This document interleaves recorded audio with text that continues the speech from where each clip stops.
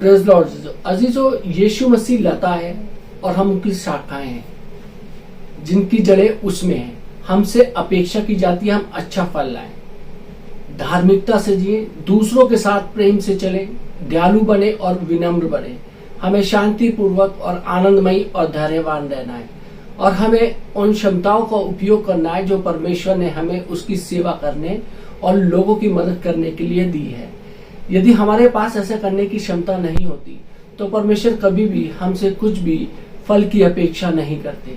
ये महसूस करना बेहद निराशाजनक होगा कि हमें कुछ करना है और फिर भी हमें उन चीजों के बिना छोड़ दिया जाना चाहिए जिन्हें हमें करने की जरूरत है। परमेश्वर हम में उन सभी चीजों को जमा करता है जो वह हमसे हमारे जीवन में उत्पन्न करने की अपेक्षा करता है। वह इसे अंदर डालता है और हम इसे बाहर आने देते हैं।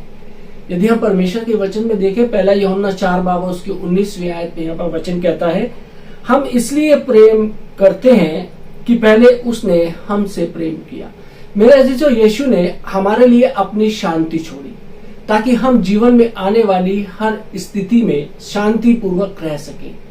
यदि हम उसमें रहते हैं, वास करते हैं और उसमें बने रहते हैं और उसके वचन अर्थात यीशु को जीवित रहने देते हैं, वास करते हैं और हम में बने रहने देते हैं, तो परमेश्वर का वचन हमसे वादा करता है कि हम बहुत फल लाएंगे। यूहन्ना 15 और उसकी 5वीं आयत में हम देख सकते हैं, जब हम मसीह बन जाते हैं तो हमारा व्यवहार सुधार की यात्रा शुरू नहीं करते, बल्कि यीशु के साथ जीवन जीने की यात्रा शुरू करते हैं। उसमें रहना, निवास करना और बने रहने का सीधा सा मतलब है उसके साथ संगति करना, उस पर निर्भर रहना, उस पर भरोसा करना, उस पर आधारित रहना, उसका वचन सीखना और हर समय हर चीज के बारे में उससे बात करना। उसका वचन सीखना और हर समय हर चीजों के बारे में उससे बात करना, वो हमारी सभी अच्छी चीजों का स्रोत है और इसमें निश्चित रूप से हमारा अच्छा व्यवहार भी शामिल है। अंदर से बाहर की ओर जीना सीखें और आपका व्यवहार अधिक से अधिक यीशु जैसा हो जाएगा। मेरे अजीजों, अपने व्यवहार को सुधारने के लिए संघर्ष करने के बजाय इस बात पर अधिक ध्यान दें कि आप मसीह में कौन हैं। बेशक हम सभी अपने आप में बदलाव देखना चाहते हैं और लालसा रखते हैं। मनुष्य के रूप में हम दोषपूर्ण हैं और दुनिया ने हमसे अधिकांश को कुछ बुरी आदतें सिखाई है। हम जीने का एक नया तरीका सीख रहे हैं और बदलाव एक ऐसी चीज है जिसकी हम सभी को लालसा रखनी चाहिए, लेकिन बदलने या बदले जाने का सही तरीका सीखना बहुत महत्वपूर्ण है। अन्यथा हम अपना जीवन निराशा और असफलता महसूस करते हुए बिताएंगे। मेरे अजीजों, हम अनुशासन और आत्मनियंत्रण के माध्यम से अपने व्यवहार को कुछ हद तक सुधार सकते हैं, लेकिन हम अपने स्वभाव को नहीं बदल सकते। केवल परमेश्वर ही ऐसा कर सकता है और उसने ऐसा किया है। हमारा हिस्सा इस बात पर विश्वास करना और एक अच्छा मसीह बनने के लिए केवल प्रयास करने के बजाय उसने हम में जो कुछ डाला है उसका लाभ उठाना सीखना है। परमेश्वर पर भरोसा रखें कि वह आपके अंदर उन चीजों को बदल देगा जिन्हें बदलने की जरूरत है। प्रेरित पौलुस की किताब पूर्णता के निशाने की ओर बढ़ते रहें और सबसे बढ़कर परमेश्वर के अनुग्रह पर भरोसा रखें कि वह आपके अंदर लगातार काम करेगा, जिससे आप वो सब बन सकेंगे जो वो चाहता है कि आप बने। यूहन्ना 15 और 5वीं आयत कहता है कि क्योंकि मुझसे अलग होकर तुम कुछ भी नहीं कर सकते। मेरे अजीजों, जो आवश्यक है वो आपके पास है। फिलिपियों 4 और 13वीं आयत में पौलुस कहता है कि मैं उसके माध्यम से सब कुछ कर सकता हूं, अर्थात जो उसने मुझे करने के लिए कहा है, जो मुझे मजबूत और सशक्त बनाता है। अर्थात उसके उद्देश्यों को पूरा करने के लिए मैं मसीह की पर्याप्तता में आत्मनिर्भर हूं। मैं उसके माध्यम से किसी भी चीज के लिए और किसी भी चीज के बराबर तैयार हूं जो आंतरिक शक्ति और आश्वस्त शांति प्रदान करता है। अजीजों, क्योंकि परमेश्वर हम में रहता है, हम वास्तव में वो सब कुछ कर सकते हैं जो हमें करने की आवश्यकता है, लेकिन हम अक्सर अपने ही गलत सोच से हार जाते हैं। परमेश्वर कहता है कि हम कर सकते हैं, लेकिन अगर हम सोचे और कहें कि हम नहीं कर सकते तो हम नहीं कर सकेंगे। मेरे अजीजों, ये वचन आपको ये याद दिलाने के लिए कि आप मसीह में कितने शक्तिशाली हैं। ये कभी ना भूलें कि आप जिस पर विश्वास करते हैं वह आपकी वास्तविकता बन जाती है। इससे कोई फर्क नहीं पड़ता कि यीशु ने हमारे लिए कितनी अद्भुत चीजें की हैं या हमारे अंदर जमा की हैं। वो तब तक हमारी मदद नहीं करेंगे जब तक कि हम दृढ़ता से विश्वास ना करें कि वो सब हमारे हैं। याद रखें, शैतान झूठा है और यदि हम उसके झूठ पर विश्वास करते हैं तो हम उसी तरीके से धोखा खा जाते हैं जैसे समय की शुरुआत में हव्वा ने किया था। हम सोचते हैं जैसे समय की शुरुआत में हव्वा ने किया था। हम महसूस करते हैं उस पर विश्वास करने से अधिक परमेश्वर के वचन पर विश्वास करना और उस पर भरोसा करना सीखने से विजयी होकर जीने या पराजित होकर जीने का अंतर पैदा करता है।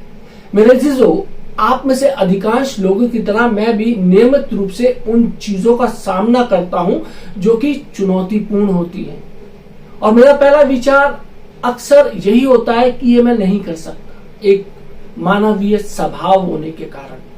लेकिन मेरा दूसरा विचार ये है कि मुझे मसीह के माध्यम से जो कुछ भी करने की आवश्यकता है वो मैं कर सकता हूं, एक आत्मिक प्राणी होने के नाते। इब्रानियों 12 बाब और उसकी 3री आयत में वचन हमें निर्देश देता है कि हम अपने मन में क्षीण अर्थात कमजोर ना हो। हमें ये नहीं सोचना चाहिए कि हम वो करने में सक्षम नहीं है जो परमेश्वर हमें करने के लिए निर्देशित करता है। हमारे विचार हमारे व्यवहार में बदल जाते हैं।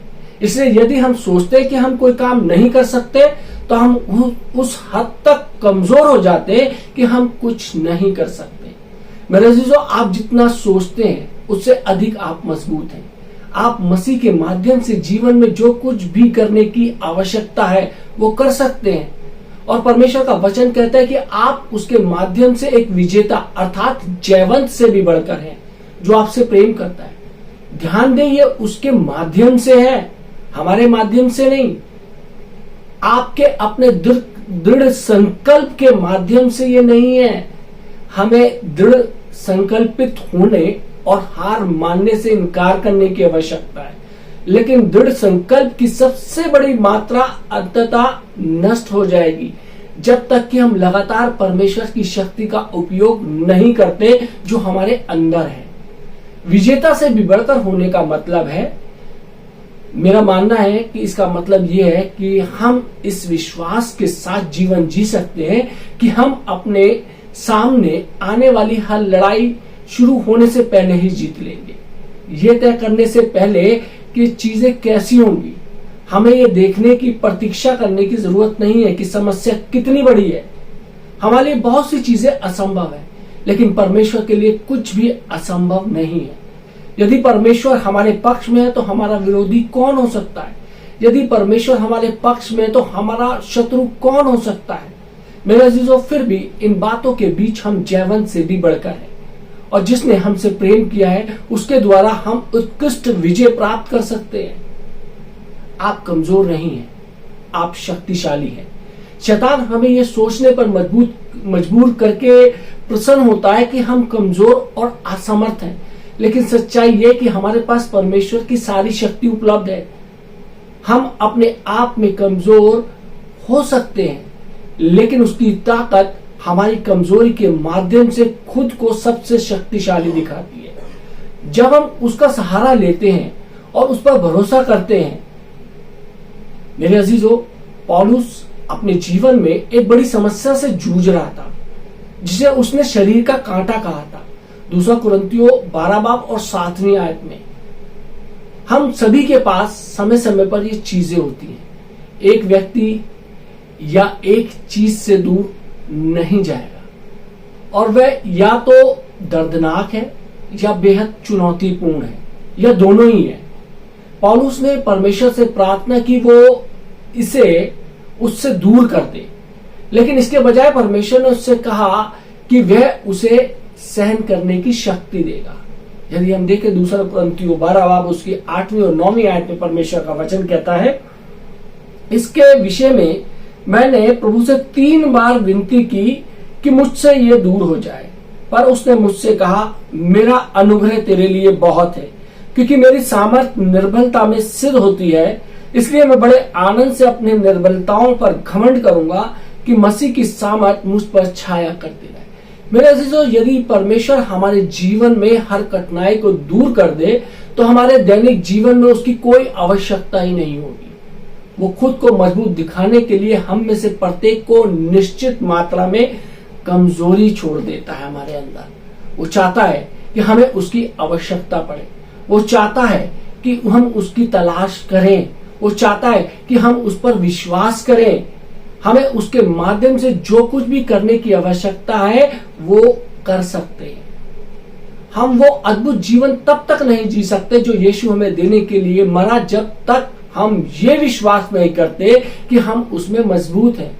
मेरे अजीजों, हम में से जिन्हें किसी घायल प्राणों की चंगाई की आवश्यकता है या हमारे साथ घटित दुखद घटनाओं से उभरने की आवश्यकता है, उन्हें यह विश्वास करने की आवश्यकता है कि हम मजबूत हैं, कमजोर नहीं हैं। मेरे अजीजों, चंगाई की आपकी यात्रा के दौरान कई बार ऐसा होगा कि आपको यह सोचने की इच्छा होगी कि आपके पास उन मुद्दों का सामना करने की ताकत नहीं है जिनका सामना करने की आवश्यकता होगी, और आप सही हैं। आप में अपने आप में आप बहुत कमजोर हैं। वो सामर्थ्य है, यदि आप अपने मन में लड़खड़ाते नहीं हैं या बेहोश नहीं होते और हार नहीं मानते, तो उसकी ताकत का सहारा लेने से आप कुछ भी हासिल कर लेंगे। भजन संहिता 119 और उसकी 28वीं आयत में परमेश्वर का वचन इसमें कहता है, दाऊद ने कहा है कि मेरा जीवन उदासी के मारे गल चला है, तू अपने वचन के अनुसार मुझे संभाल। यशाया 40 बाब और 29वीं आयत में यशाया ने कहा है कि वह थके हुओं को बल देता है और शक्तिहीनों को बहुत सामर्थ्य देता है। और 31वें पद में यशाया कहता है, परंतु जो यहोवा की बाट जोते हैं वो नया बल प्राप्त करते जाएंगे, वो उकाबों के समान उड़ेंगे, वे दौड़ेंगे और शर्मित न होंगे, चलेंगे और थकित न होंगे। इफिसियों 6 बाब और उसकी 10वीं आयत में पौलुस ने कहा है कि प्रभु में और उसकी शक्ति के प्रभाव में बलवंत बनो।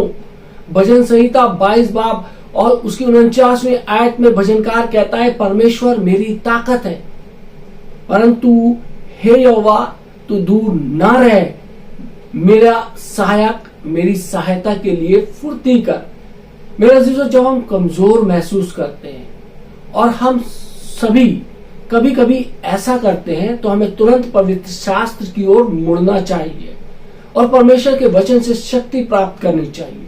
यह और भी बेहतर है कि अगर हमने बाइबल का इतने लंबे समय तक अध्ययन किया है कि हमें ऐसे वचन याद हो गए हैं जो हमें किसी भी समय मदद करेंगे, तो हमें बाइबल लेना और वचनों को देखने की आवश्यकता भी नहीं होगी। यदि हम वचन को अपने अंदर डालते हैं, उनको याद करते हैं, तो पवित्र आत्मा इसे ठीक उसी समय बाहर निकालेगा जब हमें इसकी आवश्यकता होगी। वो इसे हमारी याद में लाता है। क्या आप अभी अपने जीवन में किसी ऐसी चीज से जुड़े हैं या जूझ रहे हैं जो आपको भारी लगती है? क्या आप सोच रहे हैं कि आप ये नहीं कर सकते या स्थिति आपके लिए बहुत बड़ी है? यदि हाँ, तो पवित्र शास्त्र के ये वचन आपको सिखाएंगे कि आप उस तरीके से कैसे सोचें जैसा परमेश्वर चाहता है कि आप सोचें। मेरे अजीजों, विश्वास रखें कि मसीह के साथ आप वो सब कुछ कर सकते हैं जो आपको जीवन में करने की आवश्यकता है। हम युद्ध कर सकते हैं क्योंकि परमेश्वर का वचन एक हथियार है। प्रत्येक कमजोर, असमर्थ, मैं ये नहीं कर सकता ऐसा विचार जो हमारे मन में आता है, उसे परमेश्वर के वचन पर ध्यान करने और उसे स्वीकार करने से दूर किया जा सकता है। मैं आपको परमेश्वर के वचन मनन करने की आदत बनाने के लिए प्रोत्साहित करता हूँ। ध्यान करने का अर्थ है सोचना या मनन करना, चिंतन करना, बड़बड़ाना या परमेश्वर के वचन को बोलना। जो आप में है वो सामर्थ्य है। हम वास्तव में कई मायनों में कमजोर और अक्षम हैं, लेकिन परमेश्वर जो सामर्थ्य है हमारे अंदर रहता है। आपको वो सब कुछ मिल गया है जो आपको करने के लिए आवश्यक है। आपको किसी भी स्थिति में डरने की जरूरत नहीं है। आप नहीं जानते होंगे कि क्या होने वाला है, चीजें कितनी कठिन होने वाली है, जीत आपकी होने में कितना समय लगाने वाली है या क्या करना है, लेकिन परमेश्वर जानता है और वे आप में रहता है। और यदि आप उस पर विश्वास बनाए रखेंगे तो वो हर कदम पर आपका मार्गदर्शन करेगा। आइए हम परमेश्वर अंदर है ऐसी सोच बोले, ऐसे बनाने वाले बने अपनी सोच को। वह हर समय आपके करीब रहता है और आपकी मदद के लिए हमेशा तैयार रहता है। वो कहता है कि ना तो मैं तुझे छोड़ूंगा और ना ही तुझे त्यागूंगा। इसका मतलब ये है कि परमेश्वर सर्वदा हमारे भीतर है। वो ना तो हमें छोड़ेगा और ना ही हमें त्यागेगा। हमें विचलित और व्याकुल होने की आवश्यकता नहीं है, हमें परेशान होने की आवश्यकता नहीं है, क्योंकि यदि परमेश्वर हमारी ओर है तो हमारा विरोधी कौन हो सकता है? हमारा विरोधी कोई नहीं है। हमारा विरोधी हम स्वयं हैं, क्योंकि हम परमेश्वर की उस सामर्थ को नहीं पहचान पाए, परमेश्वर को नहीं पहचान पाए जो हमारे भीतर रहता है। जब तक इस चीज को हम नहीं पहचानेंगे तब तक हम अपने जीवन में असफल रहेंगे। परमेश्वर चाहता है कि हम अपने जीवन के अंदर सफलता को पहचाने, परमेश्वर को पहचाने, तभी हम सफलता को हासिल कर पाएंगे। परमेश्वर आप सबको आशीष दे। आमीन। आइए हम दुआ मांगे। महान सामर्थ्य पिता परमेश्वर, धन्यवाद देते हैं आज के सुंदर वचन के लिए, जिसमें प्रभु जी हमने सीखा कि आप हमारे भीतर रहते हैं। प्रभु जी हम आपसे विनती करते हैं, प्रभु जी आप हमारे को पवित्र आत्मा से भर दीजिए, हमें अपनी सामर्थ से परिपूर्ण कीजिए। परमेश्वर प्रभु जी शैतान हम जानते हैं कि झूठ बोलता है, हमें डराता है, हमारे को धमकाता है, लेकिन प्रभु जी यीशु मसीह आपका अनुग्रह हमारे लिए बहुत है, हम जानते हैं प्रभु जी। और जब हम निर्बल होते हैं तो प्रभु जी हम और ज्यादा शक्तिशाली हो जाते हैं प्रभु जी, क्योंकि आपकी सामर्थ हमारे जीवनों पर छाया करती है प्रभु जी। हमारे को परमेश्वर अपने ज्ञान की समझ दे, अपने वचन को याद करने की शक्ति प्रदान करके परमेश्वर हमारा भरोसा किसी इंसान या किसी अधिकारी या किसी बड़े व्यक्ति पर नहीं, बल्कि प्रभु यीशु मसीह हमारा विश्वास आप पर हो, जो हमें सामर्थ देता है, जो हमें शक्ति देता है, जो हमें ताकत देता है। हमारा विश्वास प्रभु जी आप पर हो। जितने भी लोग परमेश्वर आज ये वचन सुन रहे हैं, ये वचन उनके जीवन के लिए, उनके परिवारों के लिए लाभ का कारण यीशु मसीह के नाम से मांगते हैं। आमीन। For your presence